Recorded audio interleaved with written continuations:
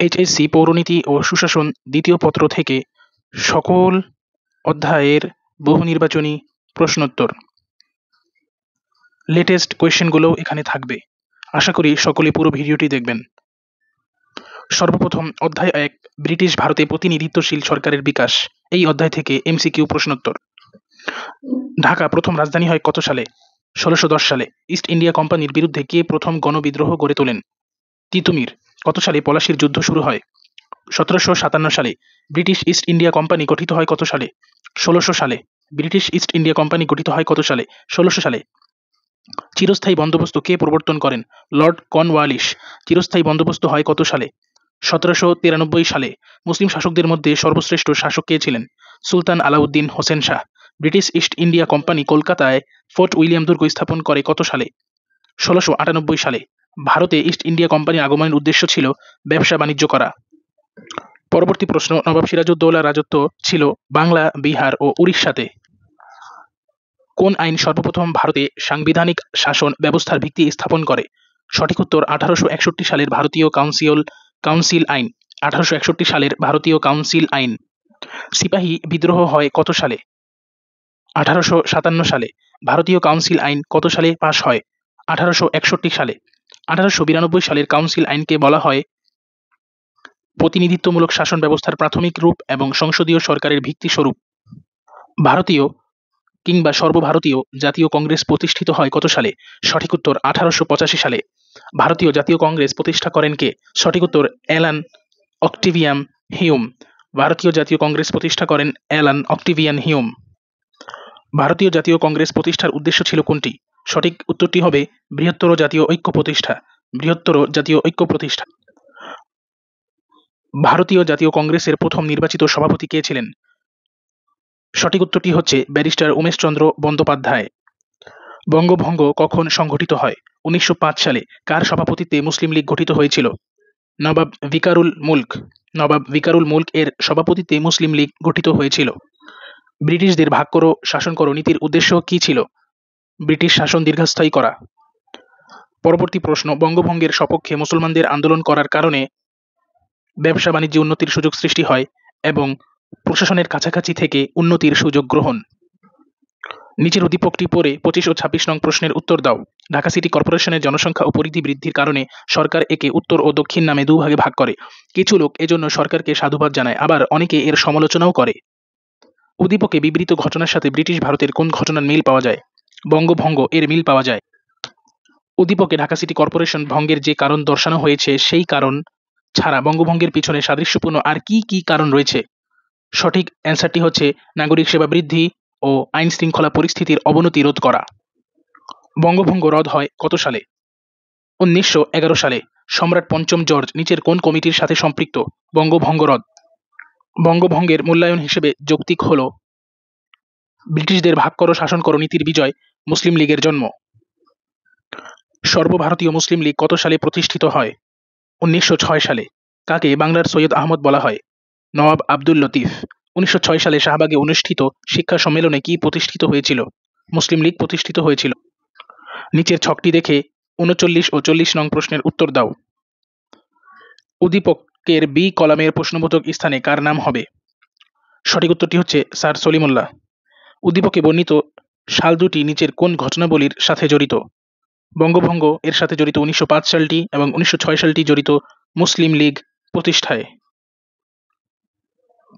মুসলিম League 22 December কিসের ডাক দেয়? সঠিক উত্তর নাজাত দিবসের ডাক দেয়। মুসলিম লীগ প্রতিষ্ঠার উদ্দেশ্য ছিল কি? মুসলিম লীগ প্রতিষ্ঠার উদ্দেশ্য ছিল ইংরেজদের প্রতি মুসলমানদের আনুগত্যবোধ, মুসলমানদের রাজনৈতিক অধিকার প্রতিষ্ঠা, অন্য সম্প্রদায়ের সাথে সম্পর্ক উন্নয়ন। মুসলিম লীগের লক্ষ্য ছিল ব্রিটিশ সরকারের প্রতি আনুগত্য সৃষ্টি, মুসলমানদের স্বার্থ রক্ষা, সাম্প্রদায়িক সম্প্রীতি। পরবর্তী প্রশ্ন, দ্বৈত শাসন বলতে কোন ধরনের শাসনকে বোঝায়? সঠিক উত্তরটি হচ্ছে প্রশাসনে দুটি কর্তৃপক্ষের উপস্থিতি, একেই দ্বৈত শাসন বোঝায়। প্রশাসনে দুটি কর্তৃপক্ষের উপস্থিতিকেই দ্বৈত শাসন বোঝায়। ব্রিটিশ ভারতের প্রদেশগুলোতে দ্বৈত শাসন ব্যবস্থা প্রবর্তন করা হয় কত সালে? সঠিক উত্তরটি হচ্ছে 1919 সালে। পরবর্তী প্রশ্ন, মলে-মিন্টু সংস্কার আইনের অন্যতম বৈশিষ্ট্য কি? মুসলমানদের স্বতন্ত্র নির্বাচন। মলে-মিন্টু সংস্কার আইনের মাধ্যমে মুসলমানদের কোন দাবিটি স্বীকৃতি পায়? স্বতন্ত্র নির্বাচন ব্যবস্থা স্বীকৃতি পায়। সাইমন কমিশন গঠিত হয় 1919 সালের ভারত শাসন আইনের ত্রুটি দূর করার লক্ষ্যে এবং অসহযোগ আন্দোলন দমনের জন্য সাইমন কমিশন গঠিত হয়। উদ্দীপকটি পড়ে 53 ও 54 নং প্রশ্নের উত্তর দাও। ব্রিটিশ শাসন আমলে একটি আইনের মাধ্যমে সংবিধান অনুযায়ী প্রদেশগুলোর মধ্যে ক্ষমতা বণ্টন করে দেওয়া হয়, যেখানে যুক্তরাষ্ট্রীয় সরকারের নিয়ম অনুসরণ করা হয়নি, ফলে প্রদেশগুলোতে দায়িত্বশীল সরকার প্রতিষ্ঠিত হয়নি। উদ্দীপকে কত সালের আইনের কথা বলা হয়েছে? সঠিক উত্তর 1919 সালের আইনের কথা বলা হয়েছে। উদ্দীপকে উল্লিখিত আইন অনুযায়ী প্রদেশ দ্বৈত শাসন প্রবর্তন করা হয়। প্রদেশে দ্বৈত শাসন প্রবর্তন করা হয়। প্রশাসনিক কেন্দ্রে দ্বৈত শাসন প্রবর্তন করা হয়। প্রশাসনিক কেন্দ্রে দ্বৈত শাসন প্রবর্তন করা হয়। ভারতবর্ষের কোন আইনে কেন্দ্রে দ্বৈত শাসন ব্যবস্থা প্রবর্তন করা হয়? 1935 সালের আইনে। প্রাদেশিক স্বায়ত্তশাসন বলতে কি বোঝায়? কেন্দ্র ও প্রদেশের মধ্যে ক্ষমতা বণ্টন। 1935 সালের ভারত শাসন আইনের বৈশিষ্ট্য কোনটি? সর্বভারতীয় যুক্তরাষ্ট্র গঠন। কোন সালের আইনের মাধ্যমে বার্মাকে ভারত থেকে পৃথক করা হয়? বার্মাকে ভারত থেকে পৃথক করা হয় 1935 সালের আইনের মাধ্যমে। 1935 সালের ভারত শাসন আইনে নতুন কয়টি প্রদেশ সৃষ্টি হয়? 2টি প্রদেশ সৃষ্টি হয়। 1935 সালের ভারত শাসন আইনের বিষয়গুলো ছিল সংরক্ষিত, হস্তান্তরিত। ব্রিটিশ ভারতে 1935 সালের ভারত শাসন আইনের পর কার হাতে জরুরি ক্ষমতা ছিল? গভর্নর জেনারেলের হাতে জরুরি ক্ষমতা ছিল। উদ্দীপকটি পড়ো এবং 68 এবং 69 নং প্রশ্নের উত্তর দাও। ভারতবর্ষের রাজনৈতিক ও শাসনতান্ত্রিক সমস্যা সমাধানের লক্ষ্যে ব্রিটিশ শাসকগণ ভারত শাসন আইন নামে একটি আইন প্রণয়ন করেন। এই আইনে যুক্তরাষ্ট্রীয় সরকার ব্যবস্থা প্রবর্তন এবং কেন্দ্রে দ্বৈত শাসন ব্যবস্থা প্রবর্তন করা হয়। উদ্দীপকে উল্লিখিত আইনে গুরুত্বপূর্ণ বিষয় গভর্নর জেনারেলের সর্বময় ক্ষমতার অধিকার। 1937 সালের প্রাদেশিক আইনসভা নির্বাচনের পর অবিভক্ত বাংলার মুখ্যমন্ত্রী কে হন? এ কে ফজলুল হক। 1937 সালের নির্বাচনে মুসলিম লীগ ও কংগ্রেস অংশগ্রহণ করে। মুসলিম লীগ ছিল মুসলমানদের প্রতিনিধি এবং কংগ্রেস বিপুল ভোটে জয়লাভ করে। পরবর্তী প্রশ্ন, দ্বিজাতি তত্ত্বের প্রবক্তাকে? সঠিক উত্তরটি হচ্ছে মোহাম্মদ আলী জিন্নাহ। ভারতে মাত্র 2টি জাতি বাস করে। বক্তব্যটির মধ্য দিয়ে কি ফুটে উঠেছে? দ্বিজাতি তত্ত্ব। লাহোর প্রস্তাব উত্থাপিত হয় 1940 সালের মার্চ মাসের কোন তারিখে? 23 মার্চ। কার্যকর করা হয় 24 মার্চ। আবারও বলছি, লাহোর প্রস্তাব উত্থাপিত হয় 1940 সালের 24 মার্চ এবং 1940 সালের 23 মার্চ এবং কার্যকর করা হয় 24 মার্চ। লাহোর প্রস্তাবের মূল উদ্দেশ্য কি ছিল? সঠিক উত্তরটি হচ্ছে মুসলিম সংখ্যাগরিষ্ঠ অঞ্চলগুলো নিয়ে স্বাধীন রাষ্ট্রসমূহ গঠন করা। লাহোর প্রস্তাব কে উত্থাপন করেন? এ কে ফজলুল হক। 1940 সালের সংঘটিত ঘটনা কোনটি? লাহোর প্রস্তাব। ঐতিহাসিক লাহোর প্রস্তাবের মূল ভিত্তি কি ছিল? দ্বিজাতি তত্ত্ব। মন্ত্রী মিশন পরিকল্পনা পেশ করা হয় কোন সালে? 1946 সালে। মন্ত্রী মিশন পরিকল্পনার সদস্য সংখ্যা কতজন? সঠিক উত্তরটি হচ্ছে 3 জন। মন্ত্রী মিশন পরিকল্পনার সদস্য কে ছিলেন? Stafford Cripps. Stafford Cripps. Congress cabinet mission পরিকল্পনার যেসব বিষয়ে দ্বিমত পোষণ করে? গ্রুপিং ব্যবস্থা, অন্তর্বর্তীকালীন সরকার গঠন। 1946 সালে অখণ্ড বাংলার আন্দোলন কে উদ্যোগ গ্রহণ বা কে উদ্যোগ শুরু করেছিলেন? সঠিক উত্তরটি হচ্ছে হোসেন শহীদ সোহরাওয়ার্দী। প্রশ্নটি খুবই গুরুত্বপূর্ণ। 1946 সালে অখণ্ড বাংলার আন্দোলনকে কে শুরু করেছিলেন? সঠিক উত্তর হোসেন শহীদ সোহরাওয়ার্দী। 1946 সালে নির্বাচনের পর কার নেতৃত্বে বাংলার মন্ত্রিসভা গঠিত হয়? সঠিক উত্তরটি হচ্ছে হোসেন শহীদ সোহরাওয়ার্দী। পরবর্তী প্রশ্ন, অবিভক্ত ভারতের সর্বশেষ ইংরেজ গভর্নর কিংবা সর্বশেষ ইংরেজ ভাইসরয় কে ছিলেন? Lord Mountbatten. 1947 সালের ভারত স্বাধীনতা আইন অনুসারে ভারতকে কয়টি ডোমিনিয়নে বিভক্ত করা হয়? 2টি। কিভাবে ভারত সচিব পদের বিলুপ্ত সাধন হয়? পদের বিলুপ্তি সাধন ঘটে 1947 সালের ভারত স্বাধীনতা আইন দ্বারা। আর এটা হচ্ছে কবে? এটা হচ্ছে 18 জুলাই। পরবর্তী প্রশ্ন, 1947 সালের আইনের ফলাফল হলো ব্রিটিশ শাসনের অবসান, মুসলিম শাসনের পুনর্জাগরণ এবং ভারত বিভক্তি। 1947 সালের ভারত স্বাধীনতা আইন দ্বারা স্বাধীন হয় পাকিস্তান ও ভারত। পরবর্তী প্রশ্নের জন্য একটি উদ্দীপকটি পড়ে 96 ও 97 নং প্রশ্নের উত্তর দাও। জহির স্যার ক্লাসে বলেন, ধর্মের ভিত্তিতে 2 দেশ বিভক্ত হওয়ার পর অনেক লোক ভারত থেকে পূর্ব পাকিস্তানে এসে স্থায়ীভাবে বসবাস করেন। এখন তারা বাংলাদেশের নাগরিক। উদ্দীপকের ঘটনাটি কত সালে হয়েছিল? সঠিক উত্তর 1947। এ বিভক্তিকরণের পিছনে কারণ ছিল সাম্প্রদায়িক দাঙ্গা। পরবর্তীতে অধ্যায় 2 পাকিস্তান থেকে বাংলাদেশ। এই অধ্যায়ের বহু নির্বাচনী প্রশ্নোত্তর বিগত সকল বোর্ড এর অন্তর্ভুক্ত থাকবে? প্রথম প্রশ্ন, বাঙালি জাতীয়তাবাদের মূল ভিত্তি কোনটি? ভাষা। পাকিস্তানের শতকরা কত ভাগ লোকের ভাষা ছিল উর্দু? 3.27। পাকিস্তানের মোট কত শতাংশ লোকের বসবাস ছিল পূর্ব পাকিস্তানে? 56% লোকের বসবাস ছিল পূর্ব পাকিস্তান তথা বাংলাদেশে। লাহোর প্রস্তাবে ভারতের কোন কোন অঞ্চলে মুসলিম সংখ্যাগরিষ্ঠ এলাকা নিয়ে স্বাধীন রাষ্ট্র গঠনের প্রস্তাব করা হয়? উত্তর, পশ্চিম ও পূর্বাঞ্চল। পাকিস্তান প্রতিষ্ঠিত হবার পর কোন শহরকে রাজধানী করা হয়েছিল? করাচি। লাহোর প্রস্তাবের মধ্যে নিহিত ছিল বাংলাদেশের স্বাধীনতার বীজ। পাকিস্তানের প্রথম গণপরিষদে পূর্ব বাংলার সদস্য সংখ্যা কত ছিল? সঠিক উত্তর 44 জন। পাকিস্তানের প্রথম গণপরিষদের প্রথম অস্থায়ী সভাপতি কে ছিলেন? সঠিক উত্তর যোগেন্দ্রনাথ মণ্ডল। কত সালে পাকিস্তানের প্রথম সংবিধান প্রণয়নের উদ্যোগ গ্রহণ করা হয়? 1947 সালে। পরবর্তী প্রশ্ন, কার নেতৃত্বে তমুদ্দুন মজলিস গঠন করা হয়? সঠিক উত্তরটি হচ্ছে অধ্যাপক আবুল কাশেমের নেতৃত্বে। তমুদ্দুন মজলিস প্রতিষ্ঠা করেন কে? অধ্যাপক আবুল কাশেম। 1952 সালের ভাষা আন্দোলনে বহিঃপ্রকাশ ঘটে জাতীয়তাবাদী চেতনার। উর্দু এবং ইংরেজির পাশাপাশি বাংলাকে রাষ্ট্রভাষা করার দাবি কে উত্থাপন করেন? ধীরেন্দ্রনাথ দত্ত। একমাত্র উর্দুই হবে পাকিস্তানের রাষ্ট্রভাষা উক্তিটি করেছেন কে? মোহাম্মদ আলী জিন্নাহ।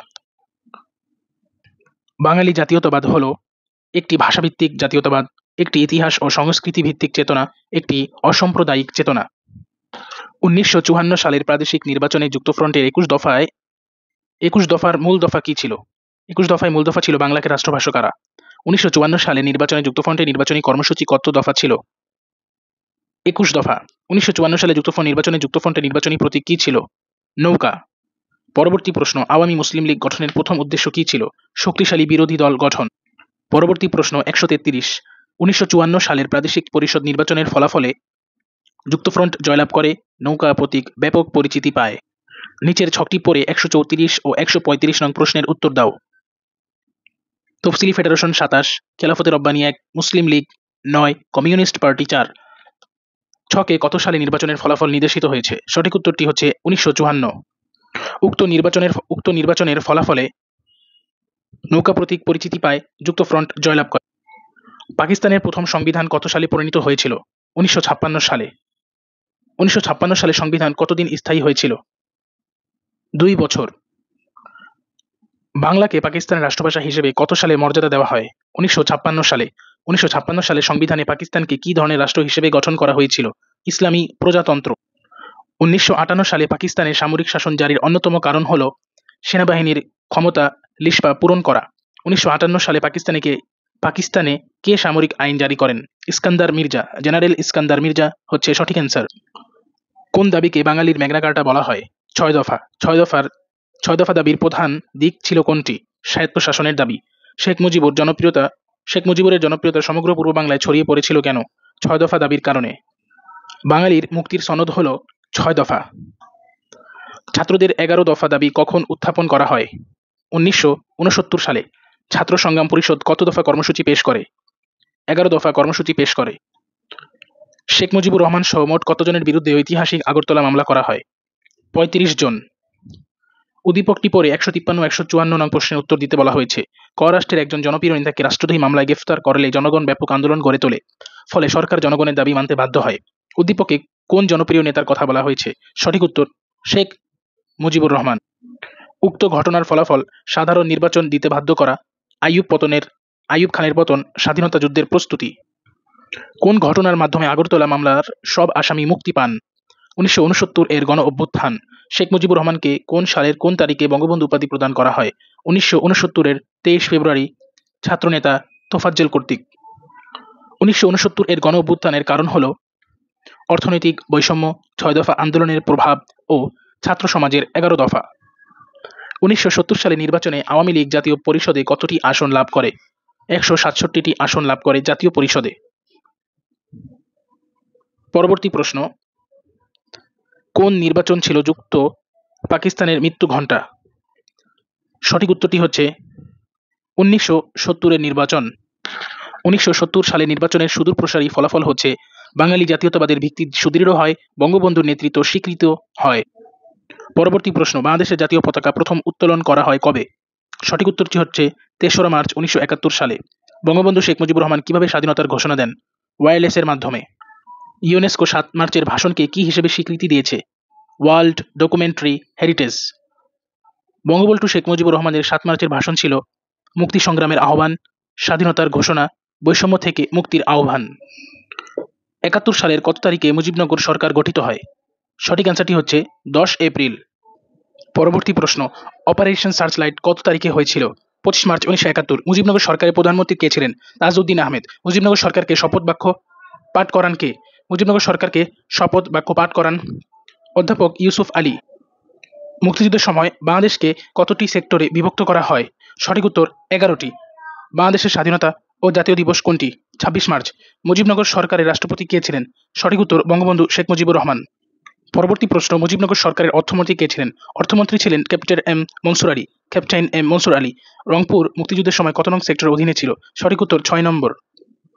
পরবর্তীতে অধ্যায় ৩ রাজনৈতিক ব্যক্তিত্ব, বাংলাদেশের স্বাধীনতা লাভ অধ্যায় থেকে বহু নির্বাচনী প্রশ্নোত্তর। ফরাইজি আন্দোলনের নেতা বা প্রবক্তা কে ছিলেন? সঠিক উত্তরটি হচ্ছে হাজী শরীয়তুল্লাহ। ফরাইজি আন্দোলন মুসলমানদের মনে কি জাগ্রত করে? আত্মবিশ্বাস। ফরাইজি কথাটি কোন শব্দ থেকে এসেছে? ফরজ কথাটি থেকে এসেছে বা ফরজ শব্দটি থেকে এসেছে। হাজী শরীয়তুল্লাহর সামাজিক আন্দোলনের প্রধান উদ্দেশ্য ছিল কোনটি? সঠিক উত্তর মুসলমান সম্প্রদায়কে ইসলামী আদর্শে অনুপ্রাণিত করা। তিতুমীর বাঁশের কেল্লা নির্মাণ করেন কেন? যুদ্ধের প্রস্তুতির জন্য। বারাসাত বিদ্রোহের নেতা কে ছিলেন? সঠিক উত্তর তিতুমীর। বাঁশের কেল্লা নির্মাণ করেন কে? শহীদ তিতুমীর। বাঁশের কেল্লার সাথে কোন নেতার নাম জড়িত? সঠিক উত্তরটি হচ্ছে তিতুমীর। পরবর্তী প্রশ্ন, তিতুমীরের আন্দোলনের সাথে জড়িত জমিদার ও নীলকরদের বিরোধিতা, রাজনৈতিক ও অর্থনৈতিক দিক নির্দেশনা দান। বাংলার সৈয়দ আহমদ বলা হয় কাকে? সঠিক উত্তরটি হচ্ছে নবাব আব্দুল লতিফ। মোহামেডান লিটারারি সোসাইটি গঠন করেন কে? নবাব আব্দুল লতিফ। নবাব স্যার সলিমুল্লাহর অবদান কোনটি? সঠিক উত্তর মুসলিম লীগ প্রতিষ্ঠা। পরবর্তী প্রশ্ন, মুসলিম শিক্ষা বিস্তারে নবাব স্যার সলিমুল্লাহর গৃহীত পদক্ষেপ হলো মোহামেডান সঠিক উত্তরটি হচ্ছে ৩১ অর্থাৎ সলিমুল্লাহ এতিমখানা প্রতিষ্ঠা, আহসানুল্লাহ ইঞ্জিনিয়ারিং স্কুল প্রতিষ্ঠা। নিচের ছক থেকে ১৯৭ নং প্রশ্নের উত্তর দাও। প্রশ্নবোধক চিহ্নিত স্থানে কোনটি বসবে? সঠিক উত্তর নবাব স্যার সলিমুল্লাহ। তিনি বঙ্গভঙ্গের সাথে জড়িত মুসলিম লীগ প্রতিষ্ঠার সাথে সম্পৃক্ত এবং ইঞ্জিনিয়ারিং স্কুল প্রতিষ্ঠা করেন বা ইঞ্জিনিয়ারিং স্কুল প্রতিষ্ঠাতা। দেশবন্ধু কাকে বলা হয়? সঠিক উত্তর চিত্তরঞ্জন দাস। বেঙ্গল প্যাক্ট সম্পাদিত হয় কোন সালে? সঠিক উত্তর ১৯২৩ সালে। শের এ বাংলা এ কে ফজলুল হক ঋণ সালিসি বোর্ড কেন গঠন করেন? সঠিক উত্তর কৃষক প্রজাদের ঋণ ভার লাঘবের জন্য। পরবর্তী প্রশ্ন, ডাল ভাতের রাজনীতির প্রবক্তা কে? ডাল ভাতের রাজনীতির প্রবক্তা হলেন শের এ বাংলা এ কে ফজলুল হক। কৃষক প্রজা পার্টি গঠন করেন কে? সঠিক উত্তর শের এ বাংলা এ কে ফজলুল হক। আওয়ামী মুসলিম লীগ থেকে মুসলিম শব্দটি বাদ দেওয়া হয় কত সালে? সঠিক উত্তরটি হচ্ছে ১৯৫৫ সালে। গণতন্ত্রের মানসপুত্র কাকে বলা হয়? সঠিক উত্তরটি হচ্ছে গণতন্ত্রের মানসপুত্র বলা হয় হোসেন শহীদ সোহরাওয়ার্দী। বুলেটের চেয়ে ব্যালটের শক্তি বেশি উক্তিটি কে করেছেন? উক্তিটি করেছেন হোসেন শহীদ সোহরাওয়ার্দী। পরবর্তী প্রশ্ন, আমি সবসময় অখণ্ড বাংলার পক্ষপাতী উক্তিটি করেছেন কে? উক্তিটি করেছেন হোসেন শহীদ সোহরাওয়ার্দী। পরবর্তী প্রশ্ন, মাওলানা আব্দুল হামিদ খান ভাসানী কোথায় জন্মগ্রহণ করেন? সিরাজগঞ্জ। ফারাক্কা লং মার্চ কার নেতৃত্বে হয়? মাওলানা ভাসানী। নিচের ছকটি দেখো এবং ২১৮ ও ২১৯ নং প্রশ্নের উত্তর দাও। মজলুম জননেতা, যুক্তফ্রন্টের অন্যতম সংগঠক, আওয়ামী মুসলিম লীগের প্রতিষ্ঠাতা। প্রশ্নটি হচ্ছে উদ্দীপকে প্রশ্নবোধক চিহ্নিত স্থানে কোন নেতাকে নির্দেশ করে? সঠিক উত্তরটি হচ্ছে মাওলানা আব্দুল হামিদ খান ভাসানী। উক্ত নেতার অবদান হচ্ছে লাইন প্রথার বিরোধিতা এবং ফারাক্কা বাঁধের বিরোধিতায় লং মার্চ। জাতির পিতা বঙ্গবন্ধু শেখ মুজিবুর রহমান কত সালে জন্মগ্রহণ করেন? ২০ সালের ১৭ মার্চ। বঙ্গবন্ধু কখন পাকিস্তানের কারাগার থেকে মুক্তি লাভ করে স্বদেশে প্রবর্তন করেন? সঠিক উত্তর ৭২ সালের ১০ জানুয়ারি। অসমাপ্ত আত্মজীবনী গ্রন্থটি কার রচিত? অসমাপ্ত আত্মজীবনী গ্রন্থটি বঙ্গবন্ধু শেখ মুজিবুর রহমানের রচিত। খাঁটি দেশপ্রেমিক ছিলেন কে? তিতুমীর, শহীদ সোহরাওয়ার্দী ও শেখ মুজিব। পরবর্তীতে অধ্যায় ৪ বাংলাদেশের সংবিধান। এই অধ্যায় থেকে আমরা বহু নির্বাচনী প্রশ্নোত্তর দেখব। শেখ মুজিবুর রহমান বাংলাদেশের অস্থায়ী সংবিধান আদেশ জারি করেন ১৯৭২ সালের কোন তারিখে? সঠিক উত্তরটি হচ্ছে ১১ জানুয়ারি। বাংলাদেশের খসড়া সংবিধান প্রণয়ন কমিটির সদস্য সংখ্যা কত ছিল? সঠিক উত্তরটি হচ্ছে ৩৪ জন। বাংলাদেশ সংবিধান প্রণয়ন গঠিত কর্তৃপক্ষ কোনটি? প্রণয়নে গঠিত কর্তৃপক্ষ হচ্ছে গণপরিষদ। বাংলাদেশের সংবিধান প্রণয়ন কমিটির প্রধান ছিলেন কে? ডক্টর কামাল হোসেন। 1972 সালের কোন তারিখে বাংলাদেশ সংবিধান কার্যকর হয়? 16 ডিসেম্বর। বাংলাদেশ গণপরিষদে আদেশ জারি করা হয় কত সালে? সঠিক উত্তরটি হচ্ছে 23 মার্চ 1972। পরবর্তী প্রশ্ন, বাংলাদেশের সংবিধান অনুযায়ী সকল ক্ষমতার উৎস হলো জনগণ। মৌলিক অধিকার লিপিবদ্ধ আছে সংবিধানের কোন ভাগে? খুবই গুরুত্বপূর্ণ প্রশ্ন, তৃতীয় ভাগে। বাংলাদেশ সংবিধানে কতটি অনুচ্ছেদ রয়েছে? সঠিক উত্তরটি হচ্ছে 153টি অনুচ্ছেদ রয়েছে, 153টি। ন্যায়পাল কার সমান ক্ষমতার অধিকারী? সঠিক উত্তরটি হচ্ছে সুপ্রিম কোর্টের বিচারকের। 1972 সালের সংবিধানে বাংলাদেশে কোন পদ্ধতির সরকার ব্যবস্থা প্রবর্তন করা হয়? সঠিক উত্তরটি হচ্ছে সংসদীয়। বাংলাদেশের সংবিধান হলো লিখিত, ধর্মনিরপেক্ষ, দুষ্পরিবর্তনীয়। পরবর্তীতে উদ্দীপকটি পড়ো এবং 244 ও 245 নং প্রশ্নের উত্তর দাও। জনাব এক্স একটি সংবিধান প্রণয়ন কমিটির সভাপতি। কমিটিটিতে মোট সদস্য ছিলেন 34 জন। এই কমিটি মাত্র 1 বছরের মধ্যে রাষ্ট্রকে একটি উত্তম সংবিধান উপহার দেয়। উদ্দীপকে কোন দেশের সংবিধান প্রণয়নের ইঙ্গিত পাওয়া যায়? সঠিক উত্তরটি হচ্ছে বাংলাদেশ। উক্ত সংবিধানটি উত্তম সংবিধান হিসেবে বিবেচিত হওয়ার কারণ হিসেবে বলা যায় 1 ও 2 অর্থাৎ লিখিত ও মৌলিক অধিকারের সন্নিবেশ। 1972 সালে সংবিধান অনুযায়ী রাষ্ট্র পরিচালনার মূলনীতি কয়টি? রাষ্ট্র পরিচালনার মূলনীতি হচ্ছে 4টি, আর সেই 4টি হচ্ছে গণতন্ত্র, সমাজতন্ত্র, জাতীয়তাবাদ ও ধর্মনিরপেক্ষতা। পরবর্তী প্রশ্ন, বাংলাদেশ সংবিধানের মূলনীতি নয় কোনটি? ধনতন্ত্র, এটা হচ্ছে মূলনীতি নয়। পরবর্তী প্রশ্ন, বাংলাদেশের সংবিধান অনুসারে সকল ক্ষমতার মালিককে? জনগণ। বাংলাদেশের সংবিধানের মূলনীতি হলো গণতন্ত্র, জাতীয়তাবাদ, ধর্মনিরপেক্ষতা। পরবর্তী প্রশ্ন, মৌলিক অধিকার বাংলাদেশের সংবিধানের কত নং অনুচ্ছেদে রয়েছে? 27 থেকে 47। বাংলাদেশের সংবিধান এ পর্যন্ত কতবার সংশোধন করা হয়? সঠিক উত্তরটি হচ্ছে 17 বার সংশোধন করা হয়। বাংলাদেশের সংবিধানে প্রথম সংশোধনী করা হয় কেন? যুদ্ধাপরাধ, গণহত্যাজনিত ও মানবতা বিরোধী অপরাধের বিচারের জন্য। পরবর্তীতে আমরা লক্ষ্য করব অধ্যায় 7 সাংবিধানিক প্রতিষ্ঠান থেকে বহু নির্বাচনী প্রশ্ন উত্তর। বাংলাদেশ সরকারি কর্ম কমিশন কোন ধরনের প্রতিষ্ঠান? সঠিক উত্তরটি হচ্ছে সাংবিধানিক প্রতিষ্ঠান। বাংলাদেশের সাংবিধানিক প্রতিষ্ঠান কয়টি? সঠিক উত্তর 4টি। সাংবিধানিক প্রতিষ্ঠান 9 দুর্নীতি দমন কমিশন। পিএসসি এর পূর্ণরূপ কি? Public service commission. বিপিএসসি এর পূর্ণরূপ কি? Bangladesh public service commission. সংবিধানের কত অনুচ্ছেদে সরকারি কর্ম কমিশনের গঠন উল্লেখ রয়েছে? 137 অনুচ্ছেদে। কর্ম কমিশনের প্রয়োজন কেন? কর্ম কমিশনের প্রয়োজন কারণ প্রজাতন্ত্রের কর্মে নিয়োগদানের জন্য। বাংলাদেশ সরকারি কর্ম কমিশন কার নিকট বার্ষিক রিপোর্ট পেশ করে? রাষ্ট্রপতি। পরবর্তী প্রশ্ন, সুষ্ঠুভাবে প্রশাসন পরিচালনার জন্য কর্মকর্তা কর্মচারী নিয়োগের ক্ষেত্রে যেটি বেশি প্রয়োজন? মেধা, যোগ্যতা ও দক্ষতা। প্রধান নির্বাচন কমিশনার সিইসি কে নিয়োগ প্রদান করেন কে? অর্থাৎ সিইসি কে নিয়োগ প্রদান করেন কে? সঠিক উত্তর রাষ্ট্রপতি। স্বাধীন, নিরপেক্ষ ও শক্তিশালী নির্বাচন কমিশনের কথা সংবিধানের কত অনুচ্ছেদে বলা হয়েছে? 118 অনুচ্ছেদে বলা হয়েছে। বাংলাদেশের নির্বাচন কমিশনের কাজ হলো ভোটার তালিকা প্রস্তুত করা, রাষ্ট্রপতি নির্বাচন করা, সংসদীয় এলাকার সীমানা নির্ধারণ করা। নিচের ছকটি লক্ষ্য করো, 272 ও 273 নং প্রশ্নের উত্তর দাও। সাংবিধানিক প্রতিষ্ঠান, সরকারি কমিশন রয়েছে, মহাহিসাব নিরীক্ষক ও নিয়ন্ত্রক রয়েছে এবং আরেকটা ফাঁকা ঘর রয়েছে, সেখানে প্রশ্নবোধক চিহ্ন। তো বর্ণিত প্রশ্নবোধক চিহ্নিত স্থানে নিচের কোনটি বসবে? সঠিক উত্তর নির্বাচন কমিশন।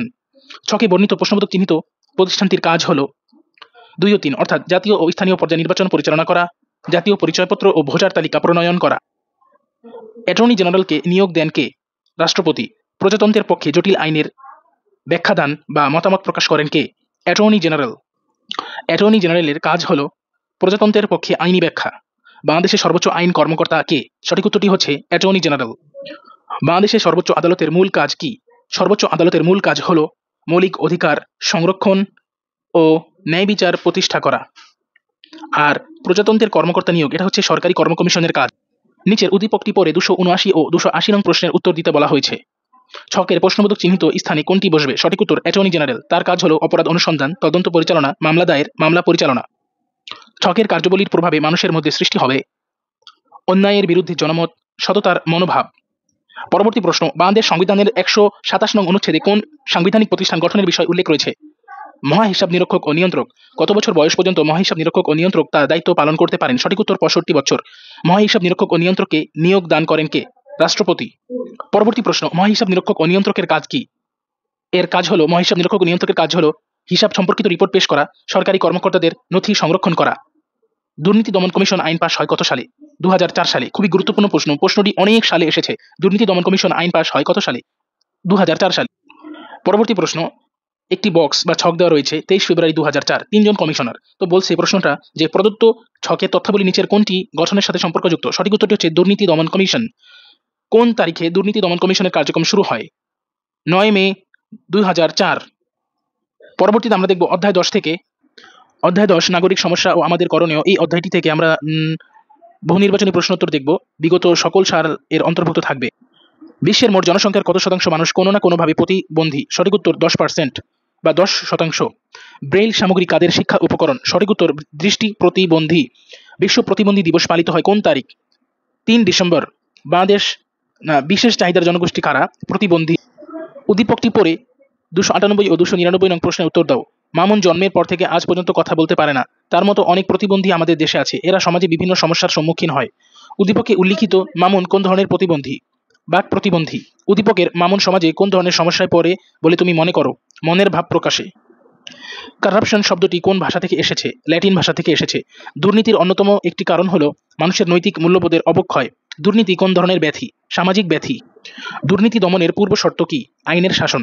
পরবর্তী প্রশ্ন, দুর্নীতি প্রতিরোধে নাগরিকদের কি ধরনের ভূমিকা পালন করা উচিত? দুর্নীতিকে বর্জন করার মানসিকতা পোষণ করা, দুর্নীতিবাজদের বিরুদ্ধে ঐক্যবদ্ধ আন্দোলন গড়ে তোলা, দুর্নীতিকারীদের সামাজিকভাবে ঘৃণা করা। পচনশীল খাবারের পচন রোধ করার জন্য কি ব্যবহার করা হয়? এটি এসেছিল ঢাকা বোর্ড 2023 সালে। ফরমালিন। ডিডিটি কি? ডিডিটি এটি হচ্ছে নিষিদ্ধ কীটনাশক। উদ্দীপকটি পড়ে 311 ও 312 নং প্রশ্নের উত্তর দিতে বলা হয়েছে। রনি বাজার থেকে কিছু ফল ও মিষ্টি কিনে বাসায় রাখে। 20 দিন পর রনি ফল ও মিষ্টিগুলো দেখে আগের মতোই টাটকা ও সতেজ রয়েছে। বিষয়টি রনিকে খুবই অবাক করে। রনির ক্রয়কৃত ফল ও মিষ্টিতে কোন কেমিক্যাল মেশানো ছিল? সঠিক উত্তরটি হচ্ছে ফরমালিন মেশানো ছিল। ফল ও মিষ্টিগুলো খেলে ক্যান্সার হওয়ার আশঙ্কা থাকে, কিডনি ও লিভারের ক্ষতি হতে পারে। খাদ্যে ভেজাল রোধে কোন প্রতিষ্ঠানের সম্পর্ক রয়েছে? সঠিক উত্তরটি হচ্ছে বিএসটিআই। খাদ্যে ভেজাল প্রতিরোধে করণীয় কঠোর শাস্তি নিশ্চিত করা, নৈতিক শিক্ষার প্রসার ঘটানো, জনসচেতনতা বৃদ্ধি করা। খাদ্যে ভেজাল প্রতিরোধে করণীয় আইনের যথাযথ প্রয়োগ, বাজার পর্যবেক্ষণ ও সামাজিক সচেতনতা সৃষ্টি। পরবর্তীতে ইফটিজিং। ইফটিজিং কথাটি কোন শব্দ থেকে এসেছে? ইভ থেকে এসেছে। পরবর্তীতে উদ্দীপক 317 ও 318 নং প্রশ্নের উত্তর দিতে বলা হয়েছে। উদ্দীপকটি পড়ে নাজদিন কলেজ শেষে বাড়ি ফেরার পথে দুটি ছেলে তার পিছু নেয়। ছেলে দুটি শীষ দেওয়া সহ বিভিন্ন উচ্চবাক্য শব্দ করে। ইতিমধ্যে একটি রিস্কা পাওয়ায় নাজদিন দ্রুত বাসায় পৌঁছায়। উদ্দীপকের ছেলে দুটির অসভ্য আচরণকে কি বলা হয়? ইফটিজিং বলা হয়। উক্ত অসভ্য আচরণের ফলে সমাজে বিশৃঙ্খলা সৃষ্টি হয়, নারীর স্বাধীনতা হুমকির সম্মুখীন হয় ও নারীর ক্ষমতায়ন ব্যাহত হয়। ইফটিজিং এর কারণ কোনটি? আকাশ সংস্কৃতির নেতিবাচক প্রভাব। আন্তর্জাতিক নারী দিবস কোন তারিখে পালন করা হয়? 8 মার্চ। নারীরা ইফটিজিং এর শিকার সুশিক্ষার অভাবে এবং অপসংস্কৃতির প্রভাবে। প্রশ্নটি খুবই গুরুত্বপূর্ণ। নারীরা ইফটিজিং এর শিকার সুশিক্ষার অভাবে এবং অপসংস্কৃতির প্রভাবে। ইফটিজিং এর কারণ কি? ইফটিজিং এর কারণ হচ্ছে সুশিক্ষার অভাব, অপসংস্কৃতির প্রভাব। নিচের উদ্দীপকটি পড়ে পরবর্তী দুটি প্রশ্নের উত্তর দিতে বলা হয়েছে। সম্প্রতি কলেজের একজন ছাত্রী বখাটে দ্বারা আক্রান্ত হওয়ায় তার সহপাঠীরা প্রতিবাদের ঝড় তোলে। প্রশাসনের হস্তক্ষেপে বখাটে ছেলেটি গ্রেফতার হয়। সকলেই উক্ত ঘটনার দৃষ্টান্তমূলক শাস্তি দাবি করে। উদ্দীপকে ছাত্রীর আক্রান্ত হওয়াকে কি বলে? ইফটিজিং বলে। উদ্দীপকের ঘটনা প্রতিরোধে প্রয়োজন ধর্মীয় অনুশাসনের চর্চা ও পারিবারিক ও সামাজিক সচেতনতা সৃষ্টি। পরবর্তী প্রশ্ন, কোন মন্ত্রণালয় কৃষিতে কীটনাশক ব্যবহারের অনুমতি দেয়? কৃষি মন্ত্রণালয়। নিচের যেটি বৈশ্বিক উষ্ণতার জন্য দায়ী সেটা হচ্ছে মানুষ। বৈশ্বিক উষ্ণতার ফলে কি হচ্ছে? পৃথিবী উত্তপ্ত হচ্ছে, সমুদ্রপৃষ্ঠের পানির উচ্চতা বাড়ছে, নদ নদীর গতিপ্রবাহ পরিবর্তিত হচ্ছে। পরবর্তী প্রশ্ন, বাংলাদেশে বৃষ্টিপাতের পরিমাণ কমে গেছে কি কারণে? বনভূমি ধ্বংসের কারণে। জলবায়ু পরিবর্তনে উত্তরাঞ্চলে কি প্রভাব পড়েছে? মরুকরণ প্রবণতা বৃদ্ধি পাচ্ছে। জলবায়ু পরিবর্তনের কারণ কি? জলবায়ু পরিবর্তনের কারণ হলো ওজোন স্তরের ক্ষয়, গ্রিনহাউস প্রতিক্রিয়া ও অপরিকল্পিত নগরায়ন। জলবায়ু পরিবর্তনের জন্য দায়ী CFC gas, carbon die oxide এবং বৈশ্বিক উষ্ণায়ন। পরবর্তীতে উদ্দীপক, নাগরিক জীবনে বিভিন্ন সমস্যার মধ্যে জলবায়ুর পরিবর্তনের প্রভাব অন্যতম। আগামী প্রজন্মের জন্য তা ভয়াবহ হতে পারে। সম্প্রতি এক জরিপে দেখা যায় যে বাংলাদেশের উত্তরাঞ্চলে এর প্রভাব সবচেয়ে বেশি। জলবায়ু পরিবর্তনে উত্তরাঞ্চলে কি প্রভাব পড়েছে? মরুকরণ প্রবণতা বৃদ্ধি পাচ্ছে কিংবা লবণাক্ততা বৃদ্ধি পাচ্ছে। এই জলবায়ুর পরিবর্তনের জন্য দায়ী CFC gas, carbon die oxide, বনভূমি উজাড়। বাংলাদেশে সর্বপ্রথম কখন এইডস রোগী শনাক্ত হয়? 1989 সালে। কত সালে সর্বপ্রথম এইডস রোগ ধরা পড়ে? এটা হচ্ছে 1981 সালে। বাংলাদেশে ধরা পড়ে 1989 সালে এবং সর্বপ্রথম বিশ্বে ধরা পড়ে 1981 সালে। এইডস এর পূর্ণরূপ কোনটি? Acquired immune deficiency syndrome. সর্বপ্রথম কোন রাষ্ট্রে এইডস রোগী পাওয়া যায়? মার্কিন যুক্তরাষ্ট্র। পরবর্তী প্রশ্ন, এক্স দীর্ঘদিন দেশের বাইরে ছিলেন। সম্প্রতি তিনি শারীরিক সমস্যায় ভুগছেন, তার ওজন হ্রাস পেয়েছে, স্মরণশক্তি ও বুদ্ধিমত্তা লোপ পেয়েছে।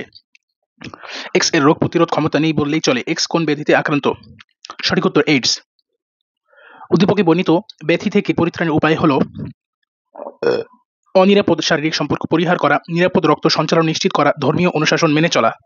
পরবর্তী প্রশ্ন, বিশ্ব এইডস দিবস কবে পালিত হয়? সঠিক উত্তর 1 ডিসেম্বর।